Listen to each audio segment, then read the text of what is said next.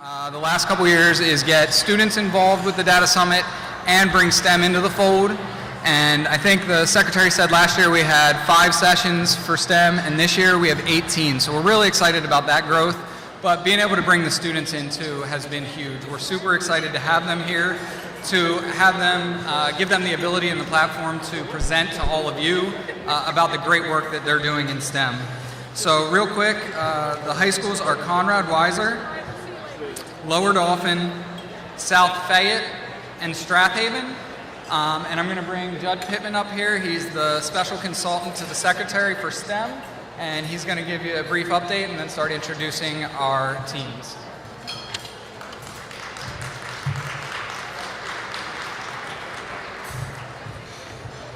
All right. So this is like the most exciting thing for a group of kids, right? To be able to present what they've done over the last year, their culmination of projects, to a group of adults, and more importantly, a group of adults that helps to provide the context for kids to have these experiences. So I just want to start off first by thanking Adrian and the team for making this an opportunity for kids, that we can elevate student voice in this setting. And also thank Secretary Rivera and the leadership team at the department for holding these types of events. So as you all know, over the last couple years, STEM education and workforce development have been a key priority not only for Secretary Rivera, but also Governor Wolf. And it's these kind of experiences that we've been trying to lay out for students where they get an opportunity to first build their social capital, so work with business and industry partners, learn about real-world problems that we're trying to solve in the workforce, and then ultimately see where all of this learning that they do on a daily basis, whether it's in language arts or the science class or the computer science class or art, where it all converges and that they then can apply those skills for something that is extremely valuable to them and worthwhile. So there are 2 competitions or 2 experiences that you're going to hear about today that students were engaged in. And the first is the Governor STEM competition. So that's an opportunity where we work with intermediate units across the Commonwealth. They have regional competitions. And over the last 5 years, we've had roughly about 140 to 150 teams across the Commonwealth engaged in that competition. We bring them all together then at Thaddeus Stevens in the past. This year we're bringing them all together in Harrisburg. And then they compete as the best teams in the state. And they've designed projects that have helped to try to solve the opioid crisis, that are dealing with issues that they find relevant in their community, whether it's working with students with disabilities. But it's an opportunity for them to put on the forefront their learning. And then the second competition that you're going to hear about today was something that we recently did with our partners at the Department of Agriculture, the Department of Environmental Protection, and the Department of Conservation and Natural Resources. And just with a quick show of hands, how many of you have heard of the spotted lanternfly? All right, so we got a group of students together. It was 34 teams in 4 counties. And they designed solutions to try to help the Department of Agriculture either identify the spotted lanternfly, track the spotted lanternfly, or engage the public in learning more about the spotted lanternfly. So these opportunities allow students to get to see what we do on a daily basis and why all these different classes and skills that they build on are extremely important. So y'all didn't come here to hear me speak today. What you came here to hear was from the students. So we're going to make sure to get them the spotlight and get them on stage. So the first team that's going to provide our presentation today is a team, Conrad Weiser High School. And whether they're working on something around wound management or they're learning about innovative agriculture, the group of leaders at Conrad Weiser has set the tone for what innovative STEM learning looks like in the Commonwealth. So with that, we'd like to have the Conrad Weiser team come up and share with you their journey and what their students have been doing.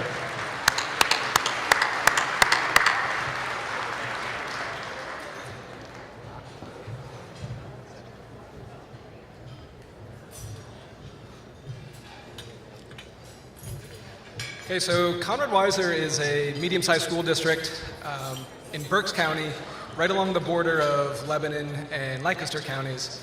And even though it's been a traditionally rural area, there's been a proud tradition of entrepreneurship and innovation. Because of the struggles of continuing that in the normal school day, some of the faculty at Conrad Weiser founded something called the Conrad Weiser Science Research Institute. And it's really allowed our students to flourish in their pursuit of entrepreneurship and innovation. I'm going to let my colleague Adele talk a little bit about SRI, and then we'll let the students share their work. Thank you. My name is Adele Shade, and I founded the Science Research Institute, which we call SRI, with John Seifert. And this is a nonprofit. We function under the Berks County Community Foundation. We have over 70 business, industry, and higher education partners. And what we do is we gather resources to allow our students to be innovative. We get them what they need, get them contacts for who they need to work with. And we actually follow through as this innovation develops. With that in mind, as our program has grown, we now have a patent attorney for the program. We have 8 students at our high school right now working on intellectual property agreements. And one of those projects you're going to get to see today is our STEM team project for last year, which has 2 pending patents on this project. So the team you're going to meet today is up on the screen. There are 2 of our team members here today. The other 3 couldn't be with us. 2 of them have since graduated and are at Jefferson in Philadelphia and Albright College in Reading, Pennsylvania. And so I'm going to introduce John Lamb and Evan Carneal to tell you about their innovative 3D bioprinted wound bandage.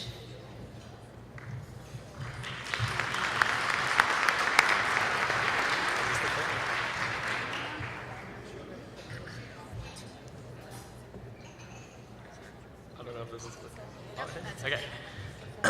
Hi, I'm John Lamb. I'm a junior at Conrad High School, and I'm the computer scientist and app designer.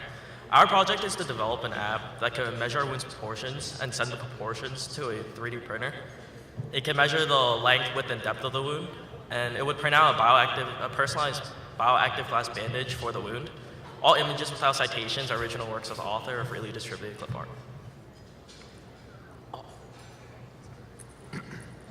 I'm Evan Carneal. I'm a senior, and pretty much this sums up what our app does in a few steps. So first, you take a wound, that it could be any wound on a human, and you take a picture with your phone, and that would send the information to a 3D printer and a computer, and it would do all the work with the softwares on there, and through that, it would be printed out, and eventually you would be able to take it off and put it on your wound. But at the same time, it keeps all the data for insurance and medical records.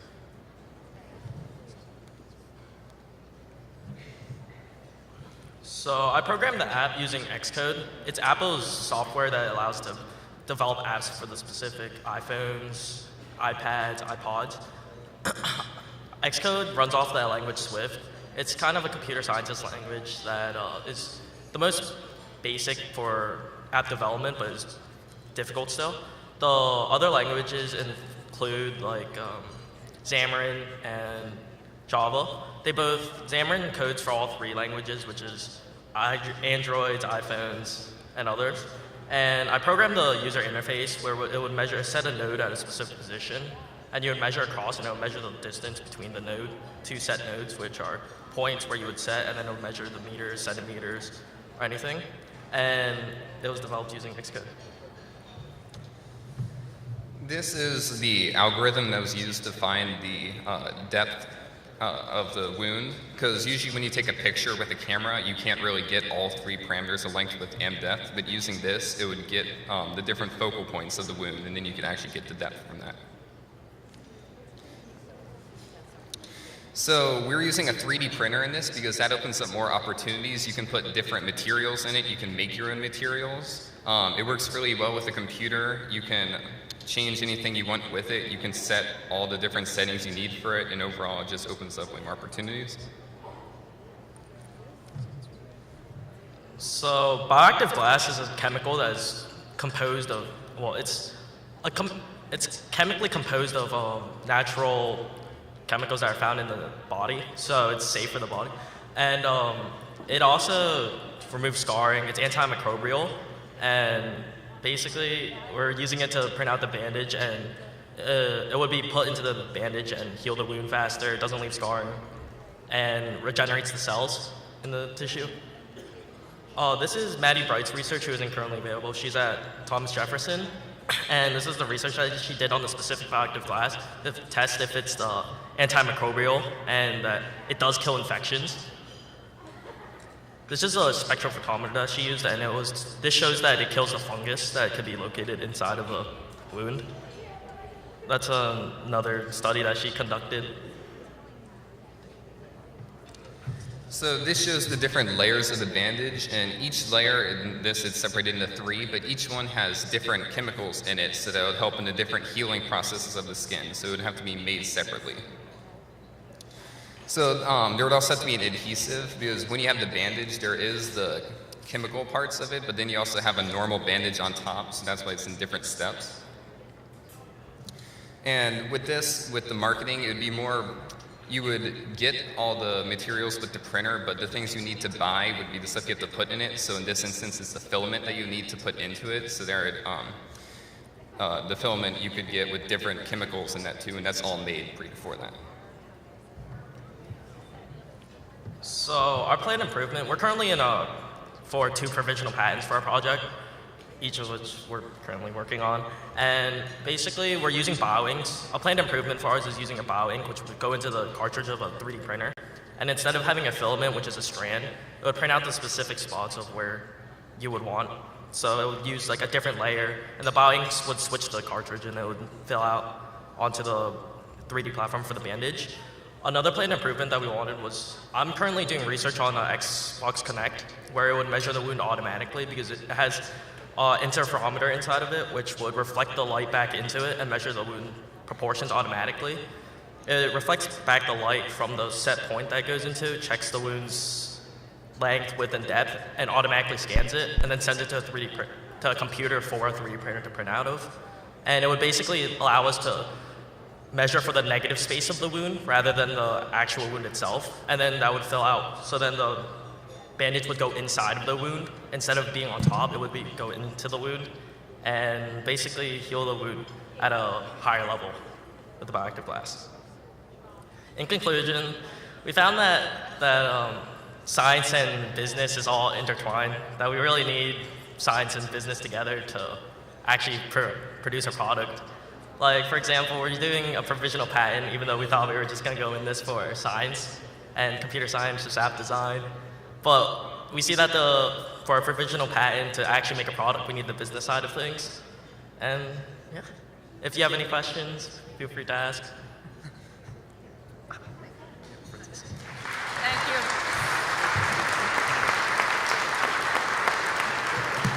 Thank you, John and Evan. And thank you for the opportunity to be here today. We are running 2 sessions this afternoon, and we have 12 students here from the program today. So hopefully you can see us at one of those sessions this afternoon. And have a great conference. Thank you.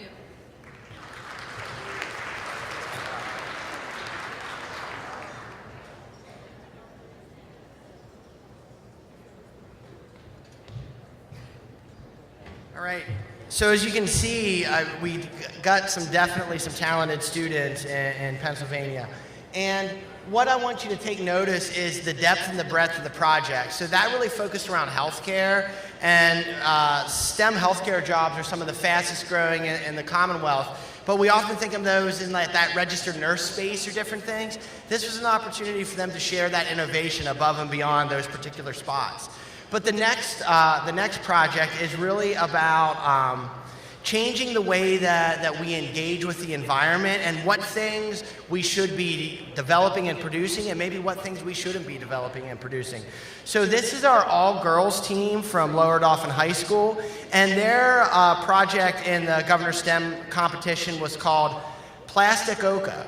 And this was a biodegradable, renewable green alternative to our traditional polymer-based plastics. So let's give a warm welcome to our team from Lower Dauphin.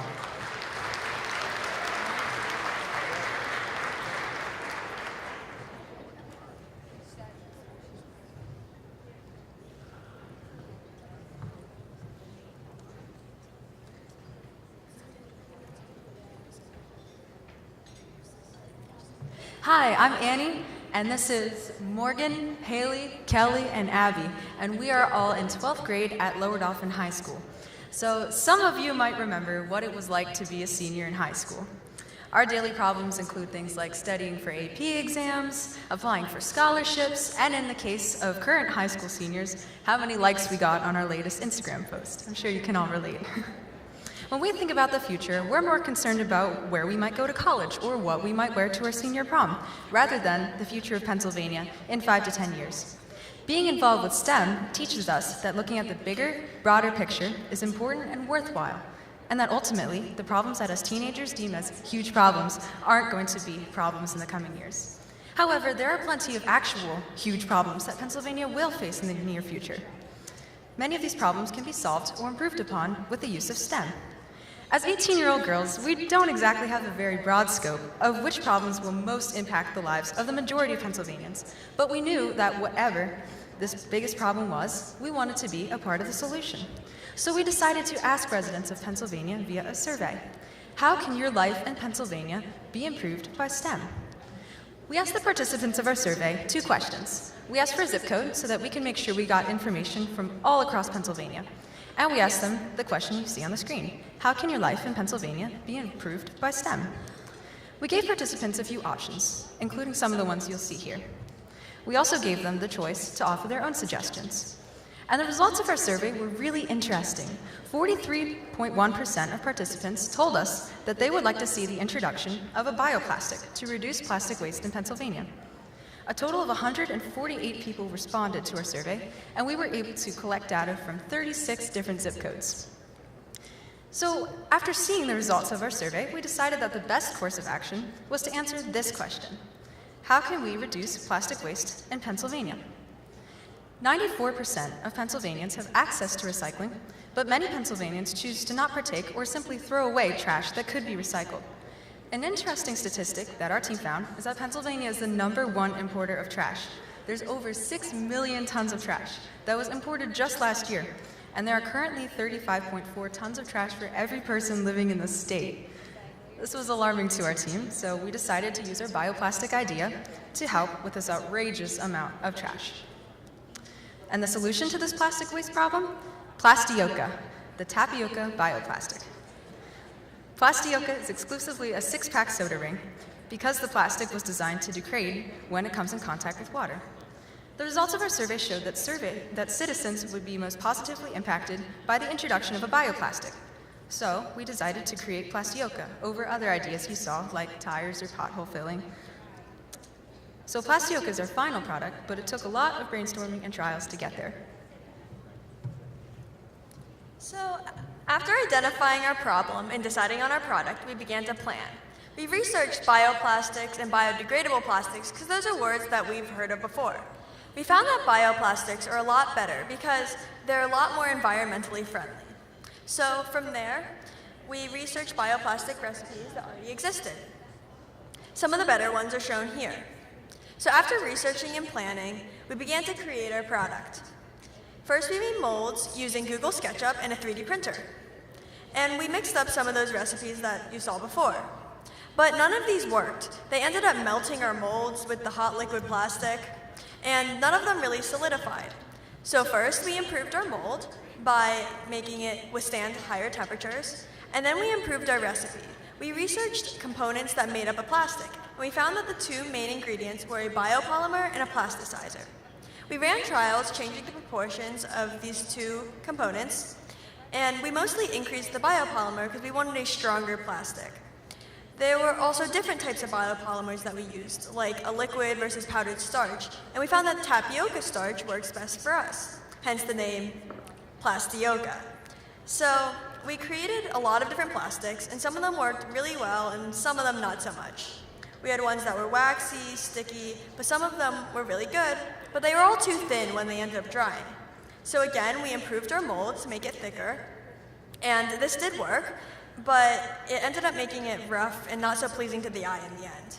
So from there, we tried many different approaches to solve this problem, including making molds with holes in the bottom, so like you could just pour it in, but it would leak, and we were having so many problems. We eventually had a eureka moment where we started layering our plastics and used a mixture of all of the different molds and the different plastics we were making. So after this, we continued to make more alterations, and we're still perfecting Plastioka. But at the moment, we decided this is our final prototype, and this is the one that we used using this method because it worked the best and it was most appealing to the eye. Throughout the process of creating and improving Plastioka, our team put Plastioka under several tests to prove its effectiveness. One of the tests we conducted was a soil decomposition test. Since the primary goal of Plastioka is to reduce plastic waste in Pennsylvania, it is essential that Plastioka actually degrades when placed in soil. So, we placed normal plastic and Plastioka in a soil environment with identical conditions for 25 days. The normal plastic had an initial mass of 0.19 grams, and after 25 days in this realistic soil environment, it still had a mass of 0.19 grams, showing 0% decomposition. It actually takes over 300 years for normal plastic to decompose in soil. On the contrary, Plastioka had an initial mass of 1.19 grams, and after 25 days, it decomposed to approximately 0.77 grams, showing a 35.3% decomposition. The final mass of Plastioka is an approximation because, as you can see in the picture on the right, Plastioka is coated in soil that would add mass from the degradation process, meaning the percent decomposition would actually be much higher. The 35.3% decomposition of Plastioka in just 25 days compared to the 0% decomposition of the normal plastic shows that Plastioka would be effective in reducing plastic waste in Pennsylvania. We also tested the water degradability of Plastioka for the scenario that it would end up in a stream, lake, or ocean. We placed 1.19 grams of Plastioka into 275 milliliters of water, and as time went on, Plastioka completely dissolved. The water became clear. Obviously, we would not want Plastioka to modify the pH of the water, as that would disrupt the existing ecosystems, so we conducted a test using litmus paper. It showed that the pH of water before Plastioka dissolved was 6, as indicated by the strip on the left. After Plastioka dissolved, the pH was still 6, the strip in the middle. This shows that Plastioka would not harmfully impact the ecosystems if it were to degrade in water. So the soil and water decomposition test showed that Plastioka was in fact good for the environment, but we needed to conduct a test that would show that it was also serving its purpose as a soda ring. So we conducted a simple tensile strength test. We used a 1.5-inch square of Plastioka, and we found that it has a tensile strength of about 310 grams. A 1.5-inch square of traditional polymer-based plastics had a tensile strength of about 500 grams, so they're actually pretty comparable, showing that Plastioka will be able to rival traditional-based plastics in the future with some further modifications. So another important part of the creation of Plastioka was reaching out to our community.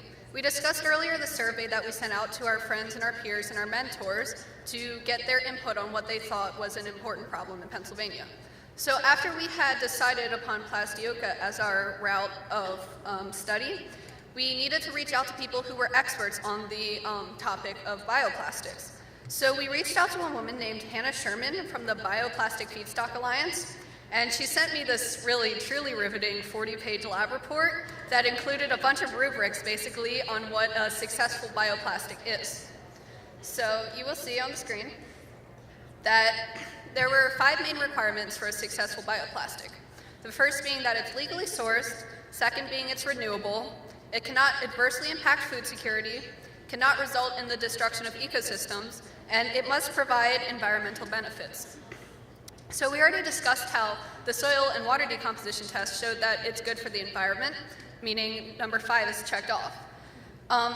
Numbers basically 1 through 4 are met through the use of tapioca as our main starch. So an option that we were looking into was possibly using cornstarch, but then we realized that cornstarch is kind of important to our diets, and that corn is an important part of basically the American food staples. So we were like, we don't want to use up the corn in our plastic, so we had to research starches that were not used commonly for things. and we decided upon tapioca starch, which is derived from the cassava plant. So it's essentially a weed in South America, so not only are we de-weeding areas of the world, we are also using a starch that does not impact food security and is also legally sourced and renewable.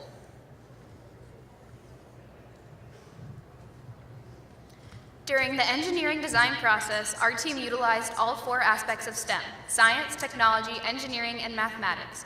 All 4 are deeply interconnected with many overlapping principles. First, science was applied in the mixing of all of our chemical components that comprise plastioca. These components include glycerin, starch, salt, vinegar, and water. The vinegar acts to add hydrogen and acetate ions to better dissolve the starch when heated. This reaction and others of the components when heated clearly display the scientific element. Technology also played a large role in the development of our prototype. Our team utilized the online program Google SketchUp to create 3D printable molds to shape the plastic mixture. The engineering aspect of STEM, it directly corresponds to the technological influence. On Google SketchUp, we had to formulate the proper proportions and constraints on what the 3D printer could achieve. Lastly, one could argue that mathematics is the most important STEM principle because it is so deeply enrooted in all of the others. This is extremely evident in our process. Mathematics was necessary in the modifying of the plastic recipe and changing of the proportions of the biopolymer to the plasticizer. Mathematics was also extremely vital to the technological and engineering aspects because on Google SketchUp, it was needed to be very precise on the measurements and proportions for Google SketchUp. Plastioca incorporates all of the interconnected principles in STEM in its solution to better the plastic waste problem in Pennsylvania. Before creating Plastioca, we were given a starting budget of $500, and 20% of the $500 were used to buy the ingredients that created Plastioca and formulated multiple recipes. Then the next 40% of our budget was used to get equipment in order for the cooling, creation, and the transportation of our plastic between competitions and between science classrooms. However, we did have some equipment that were provided by our technology, chemistry, and culinary departments within our school. Overall, we only used 60% of our budget, or cut off there, $307.50 of the $500.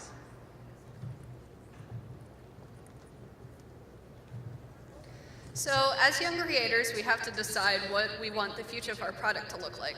So the way we see it, we have 2 possible futures basically, the near future and the distant future. So our product is not perfect right now, so our near future includes further renovations to make it the best product that it can be. But in order to proceed with that, we must look to the distant future about how we would, say, mass produce it. So on the screen, you can see some simple mathematics surrounding basically our projected costs for a mass-produced batch of Plastioca. And as you can see, each ingredient for each batch is basically less than 20 cents. So it's incredibly affordable. Each batch of Plastioca makes about 4 rings, which comes out to about 11 cents per ring. So it's pretty affordable, and if we were to create a 1,000 soda ring batch, it would only cost about $110. So how does Plastioca compare to traditional plastics? Well, so Plastioca is about 44 cents for about a half a pound batch, whereas normal plastics can range anywhere from 10 to 50 cents per pound. So Plastioca is a tiny bit more expensive, but it does have the advantage to being produced significantly faster. It only takes about a week for Plastioca to be produced, whereas with traditional polymer-based plastics, it can take upwards of 2 years because they have to get all the way to the bottom of the crude oil drum. And on the right, you can kind of see a little graph about the projected earnings of plastic companies. And as you can see, it's increasing, which is kind of really concerning because we're becoming more and more aware about how bad plastic is for the environment. But plastic companies are still making more and more money. So we believe that plastic companies could weather the first initial financial shock of switching over to Plastioca and see basically an increase in profit eventually because, as we saw from our survey earlier, people are really concerned about plastic in the environment and the waste stream and would be willing to pay a little bit more money to have a safer plastic that'll keep our planet safer for longer. So finally, the big question is, why is Plastioca important? We've all heard that plastic is bad. And you can see on the right there that stereotypical picture of a really sad turtle that we all see telling us not to use plastic soda rings. Well, so our decomposition rate is about 35%, as we discussed earlier. We found a statistic that projected that if we can remove 30% of food and beverage plastic waste consumption from the waste stream, it could save upwards of $7.3 billion. So that's pretty cool, but it's also important because of the really negative health effects that plastic poses.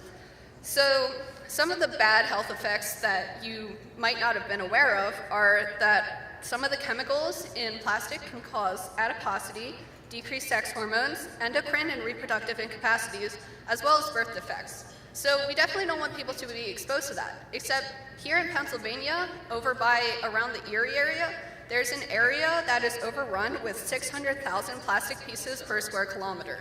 This is insane. It's one of the highest concentrations in the country of plastic parts in one area.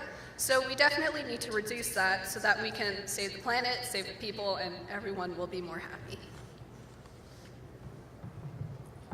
So far, Plastioka has been very successful for our team. We were able to win first place at the Capital Area Intermediate Unit Regionals competition last year. We are also able to win our sustainability category at the state level competition, as well as be voted the most eco-friendly project at the state competition. Overall, we received third place at the Governor's State competition, and this Friday we plan on competing at the PA Invention State Convention at State College this Friday. So the next time that you see that picture of a trendy Starbucks drink with the plastic lid and straw on Instagram, or someone Snapchatting their shopping haul with tons of plastic bags full of clothes, instead of being jealous of their likes and views, maybe, like our STEM team, you could consider the effects of all that plastic and consider Plastioka the beginning of a huge solution to the huge problem of plastic waste in Pennsylvania. Thank you so much.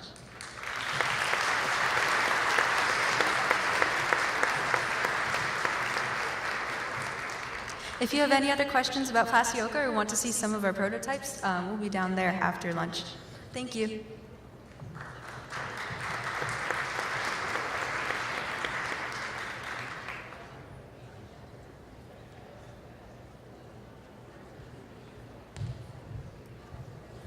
So as you can see, our future is in good hands. So the next team that we have coming up, they were able to place first in our Governor STEM competition. And the innovation that they're going to share is something that we all experience every day, and that is distracted driving. So without further ado, let's welcome our South Fayette team.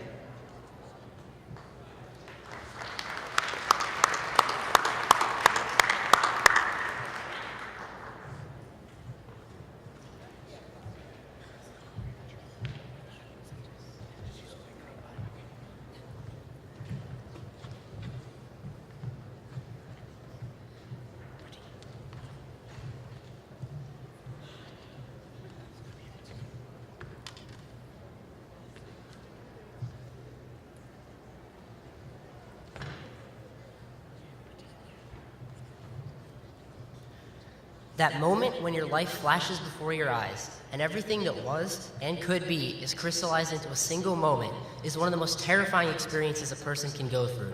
Last year, I went through one of these experiences when I was in a car with my friend, and a distracted driver in the other lane swerved into ours and nearly crashed.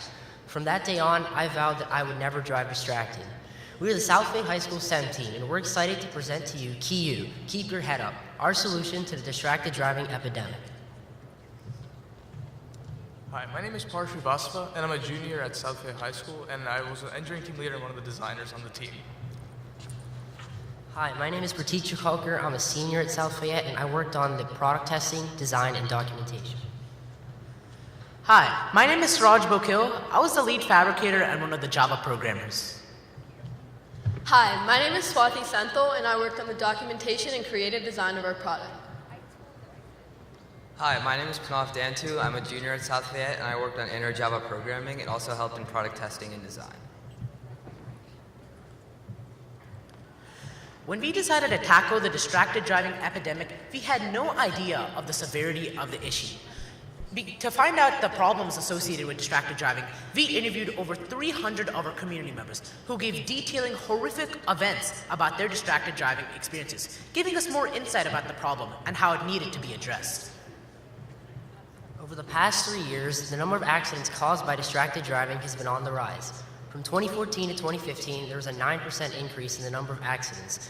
And between 2015 and 2016, there was a 7.5% increase. And if a viable solution is not proposed, these numbers will only continue to rise. Although speeding will likely be the number one cause for crashes in the Commonwealth, when you analyze all other crash data, distracted driving is number one, causing nearly 15,000 crashes in 2015. This is 50% more than drinking and driving, an issue that receives a significant amount of publicity. Unless a solution is proposed, distracted driving will continue to cause crashes. According to PennDOT, in 2016, the economic cost of crashes for every individual in the Commonwealth was $1,382, totaling to over $17.5 billion lost due to economic crashes. Distracted driving equates to 20%, or $3 billion of this amount, and that substantial amount of money could be used to aid in healthcare or in tuition. Unless a viable solution is proposed, the Commonwealth will continue to hemorrhage cash as a result of the distracted driving epidemic. According to our research, we found that 11 teenagers across the nation die a day due to texting and driving. If you accumulate these deaths over the course of any given month, by day 20, there will be 220 teens, or the equivalent of my entire graduating class, dead. This is something that really resonated with us and motivated us to come up with a really powerful solution to this problem. So while we were creating a solution that would dissuade drivers from using their phones on the road, we identified 3 critical areas of need. Safety is obviously paramount to any preventive system, as we need to ensure that our product is safe before trying to solve any other issue. Through our research, we also found that most of our competitors rely on the user's discipline to make sure their product is effective, and this is an issue because if a user gives into the temptation and looks at their phone, the entire system is rendered useless. To combat this, KeyU has an incentivization system that promotes positive driving habits and encourages safe driving behaviors. Our solution also is compatible with the vast majority of different smartphone brands and models in the marketplace, and comes with an easy, quick, one-time installation process that allows people to focus on reaping the benefits of our products rather than installing it. So the KeyU solution is mainly aimed to prevent distracted driving, and we had it targeted for drivers of all ages. So the main way that KeyU works is through isolating the driver from their phone when they're driving, and then they would get some certain incentives for driving on the road, which could come from insurance companies or gift cards that we provide. So now we'll actually demonstrate the KeyU product. There are two main components to the product, and one of them is a mobile application that we developed, and the other one is the cradle. So whenever the driver puts their phone inside the cradle, our app is automatically launched. So basically, it's kind of hard to see right now, but it's tracking the amount of rewards for based on how many miles you drive and also a time ratio. And we've also we've implemented many smart features. For example, to prevent tampering, if the driver takes their phone out of the cradle, it automatically stops tracking. So the session ends for that. And it basically places the driver out of reach as this is located on top of the dashboard. So we'll actually demonstrate the video.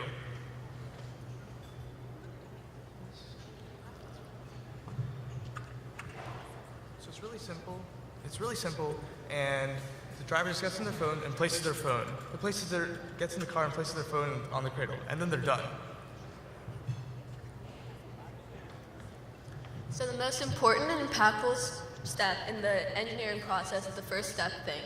Without identifying a specific problem, conducting thorough and ample research, and brainstorming solutions, the foundation for the rest of the cycle would be weak. We designated most of our time to the think phase to become experts on our main focus, driver welfare. After weeks of researching and interviewing members of our community, we sat down and shared our findings. Our data led us to focus on 3 main points, which were keeping the phone away from the driver, allowing certain predetermined functions on the phone, and incentivizing positive driving habits. We then put our minds together to come up with solutions that would achieve these 3 goals. The second step of the engineering process was to create. In this phase, we were able to transform our ideas into a possible solution. The first step of the create phase was to program an application. To aid in the progression of our application, we utilized an open source software known as Android Studio and also other Android APIs for Advantage. And we created an app with 4 major goals. It authenticated your driver's phone, it logged incentives, we incorporated a small push-play button for music purposes, and we also incorporated Google Maps. While we were interviewing our community members, one common theme that we came across was that they all needed their phone for navigation purposes, or some teenagers said that they used it for music. So we thought, why not just include an easy way and just put a push-play button where they can play it and one of their tracks plays. Additionally, we incorporated Google Maps for navigation purposes. And to authenticate the driver's phone inside of the cradle, we used NFC technology, near-field communication. So an easy way to think about NFC technology is, say like I have a card and I'm approaching a locked door. I take my card and I place it against the scanner and the door automatically unlocks. In this scenario, the NFC card is your tag and the scanner is your reader. And the process that occurs whenever this reader recognizes the tag is the door unlocking. In our case, we have a cradle, and on the back of the cradle, we have an NFC tag. And most Android phones and Apple iPhones are coming out with NFC readers. So once the reader recognizes the tag, we programmed our application to automatically pop up. So this is a small snippet of our Java code, and it's representative of like our larger code base. We've developed over 2,000 lines and spent like over 100 hours developing our application. So it just represents some of like the hard work that we did for that. So in addition to building the application, we also had to create our cradle. So we utilized Fusion 360, which is a computer-aided drafting design software. And basically we designed the iterations of our cradle and iterated through having a 3D printer and 3D printing all the iterations of it. We also had implemented many unique features. It's like once, as Pranav talked about, there was like a slider on the back of the cradle. So there's a slider on the back, and it can basically adapt to like any model of the phone. There's also a clamp, which uses like springs, so the phone always stays in the car, no matter how the car turns or drives. And we also implemented like a charging slot just for more accessibility. And we also incorporated industrial design techniques to make it robust and not breakable. And here's just some of our CAD drawings that we rendered with Fusion 360, and it just shows the many dimensions of our product. The testing aspect of the engineering process was essential in creating our device into what it is today. Amongst ourselves, we tested the device, the prototype itself, and the program multiple times through a collaborative tool known as GitHub. And after we tested it, we gave it out to the community, which they tested extensively. The last ongoing step of the engineering process is improving upon our solution. After testing our product out in the community, we used the feedback that we received to make improvements to our design. For example, members of the community said they wanted to have the ability to charge their phone while using our product. So we added a slot to the side of the cradle to accommodate a charging cable. We also added an adjustable NFC tag slider so that the different reader locations located on different models of phones could scan the NFC tag. Our final application includes all the functions that a user would need and uses a more effective time-to-mile ratio to calculate safe driving rewards. So this is the progression of our caddy. Our first cradle was ineffective because half of the phone screen would be blocked by the cradle. So we took this into account into our second iteration, where we used an open phase. However, the clamp was weak and it didn't have a slot for a charging cable. This takes us to our final version, where we used a stronger and more effective clamp, and we included a slot for a charging cable. So throughout the process of creating our product, we formed several meaningful connections with community partners, including Ms. Megan Richards from the CMU Human Computer Interaction Institute, and she helped us with our mobile application, as well as several local insurance agents who expressed interest in finding ways to integrate our product with their existing incentive program systems.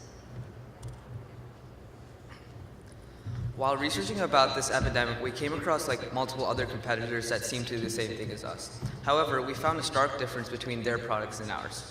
Their products are easily disableable. So for Apple, you have the do not disturb mode on, but you can easily go into settings and turn that off. However, with our product, we have both the cradle and the application. So the phone has to sit inside of the cradle for the person to like receive rewards from either local insurance companies or businesses. So therefore, it keeps the phone away from their driver's hands, keeps their hands on the wheel, and they can keep their head up. Key provides significant benefits to the community. It creates safer roads and protects the lives of many people driving. Furthermore, it protects future generations and sets a positive example for them to follow and not drive distracted. Finally, it's also financially pragmatic, and the money can be easily allocated to other places like healthcare and funding, and also it's a cost-effective solution that can be placed in many cars and can be really scalable as well. When Pennsylvanian drivers use KeyU, the Commonwealth will be saving a substantial amount of money, and this large sum of money can be utilized to solve other problems affecting the Commonwealth, including the opioid crisis, healthcare, and education. But ultimately, KeyU does what every good driver does in the Commonwealth. It keeps your head up and keeps your eyes on the road. That concludes our presentation. Thank you. We will now be accepting questions.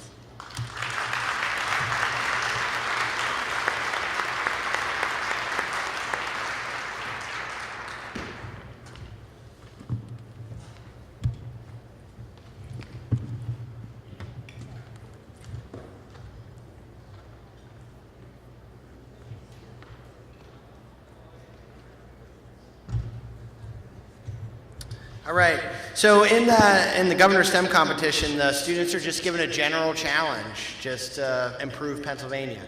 Now, the next group that we're going to have up from Strath, they were given a specific challenge, and that was to address the problems being presented to Pennsylvanians by the spotted lanternfly.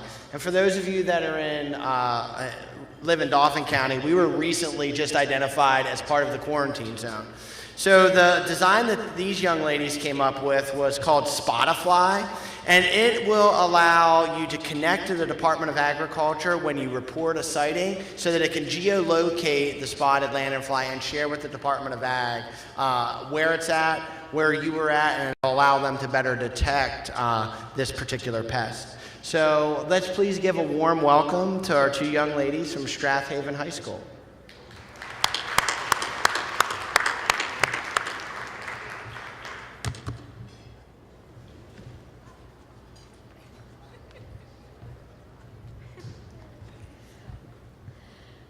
Hi, we just want to start out by thanking everyone for being here and just want to say that we're super excited to present our idea. We never thought that we'd be able to present in front of a group like this. So we're going to start with just a quick introduction about each of us. So I am Olivia Matley. I'm a senior at Strath High School. And we also have a third member of our group that wasn't able to come today, so I'll just introduce her as well. Her name is also Olivia, and she unfortunately couldn't be here with us today, but I'm really glad that we're getting a chance to present. And I'm Bethany. I'm also a senior at Strath. So yeah, let's get into it.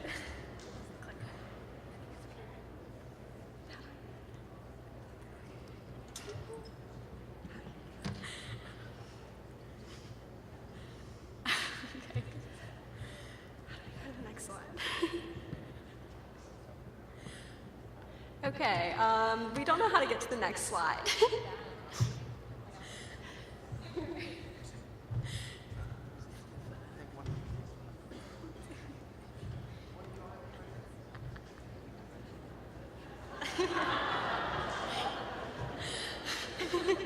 Thank you. Thanks. Thank you.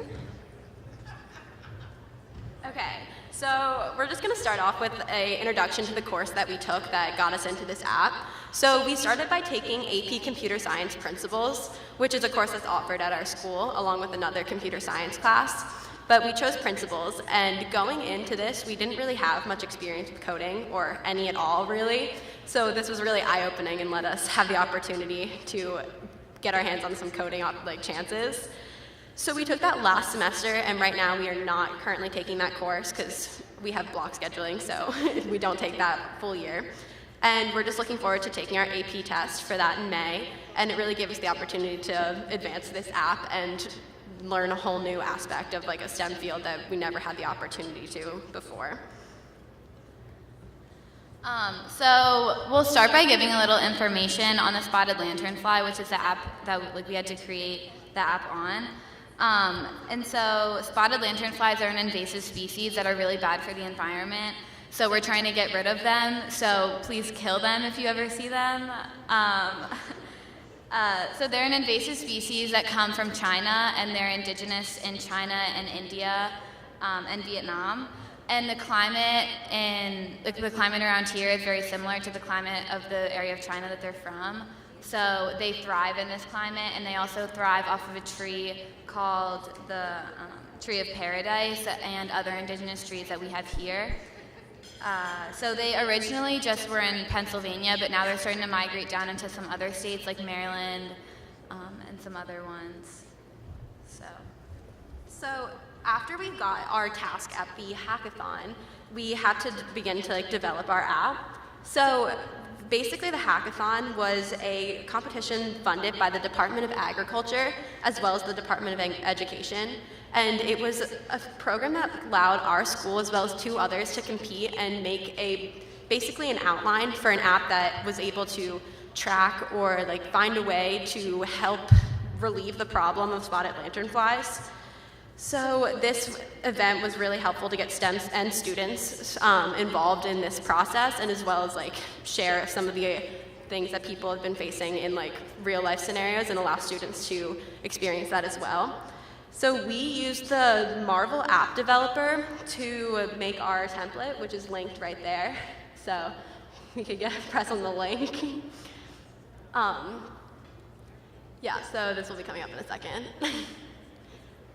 So here's the template that we created, and you can kind of just go through the app. So press first learn about, and that will take you to some information about the insect, the history in the US and stuff about the invasive species. And then you can take you back to the main page where it will you press the next thing, which shows you a forum as well as a picture identification process so that you can get the community actively involved with spotted lanternflies as well as tracking them and talking to other members of the community. So then if you go back one more, you can report a sighting, which is the main interactive map part of our app, and you can choose to do it by location or address, either one. And once you do that, that shows you a map, and you're able to interact with other people in your area that are also tracking these and reporting sightings so that we're able to further extinguish the species as an invasive part of the Pennsylvania agriculture. And our expectations going into the hackathon, we didn't really know what to expect. And now going out of it, we start to feel more and more confident about our app. And now, after that, our goal was to make it to the farm show, which happily we did. And just going back to the slideshow, we can talk about the further development of the app on our way to the farm show. All right, so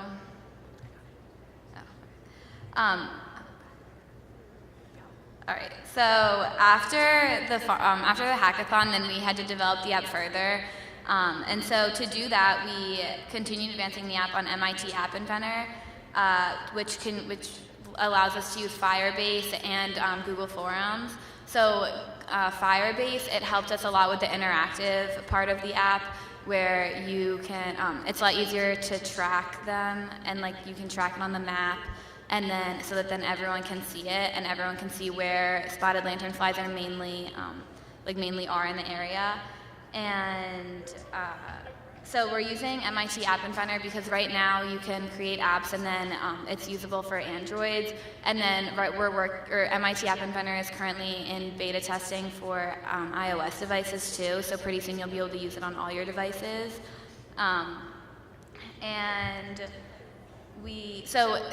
In the development process, we had different jobs. I researched everything about the spotted lanternflies, and then I summarized everything and put it into the app. Olivia did more of the formatting parts of it and made everything look nice, and made sure everything just looked right. And then Olivia Reese, who wasn't able to make it today, she did more of the coding aspect of it and made sure that everything linked together perfectly. So it was really a team effort where we all had to put in something different. So the next process of this whole thing was to go to the farm show. And we were really excited because we weren't really sure of what to expect there, and we got to see some other people's presentation on the same thing and see a lot of things that were similar to ours, but also things that were unique. Ours especially was unique because of the community response through the forum and also the interactive map. So it really included the community and made everyone feel a part of the continued further elimination of the lanternfly. And all of the apps were very different, and in the future we would hope, if we continue to develop this, to collaborate and maybe incorporate some ideas from others as well as ours, further develop those. And we did not know what to expect at the farm show, and it was really incredible when we got interviewed by Fox News about the process and how it felt to be an all-female STEM group. And it was just really amazing to have the opportunity to speak about all of that and just be able to share our experience with this, as well as help the environment through the elimination of the invasive species. So here are some of the screenshots from what the app would look like on MIT App Inventor. This is the main page where you can click on the 3 different sections, and then the next picture is the information section, so then you can click on more in depth of about the spotted lanternfly and where you can find them and why we need to get rid of them and everything. So here's a view of our forum, which is a Google forum, and it allows for the interactiveness of the app, which is one of the main components of it. And this really highlights how people can communicate and talk to experts as well as community members to help the problem. And here's the logo that we designed for it. It's kind of interesting because it's a play on the name of the app, Spotify, which is kind of a 3-way pun on a spotted lanternfly, the spotted bug, and then as well as coming from the Spotify, derived from that. So it kind of works on a couple different levels. So we just wanted to say that things like this are very important for students, especially high schoolers, to get involved with. It was a really great opportunity for us because it really builds confidence, and we never thought that we would be here presenting in front of all of you. And it just also really gives students a sense of being a part of something bigger than themselves, and feel like they're really making a difference, and really get involved in the community, and this is something that we never, we didn't really even know about, and now we're here. Yeah, I would like to just add to that, especially because I think that this is really important for us as seniors in high school to go into the real world and have an experience, not only with developing an app, but even just speaking to large crowds and having the opportunity to work with others on a team. It's going to help not only in high school, but in our future in college and after college. And especially because I know that I'm going into an environmental science major, so this app especially has helped me to further develop my interest for that, as well as have an opportunity to see what that will be like on a real world level. So we just like to thank everybody for this opportunity and help us get along our way from high school to college and college to the real world. So thank you. Thank you.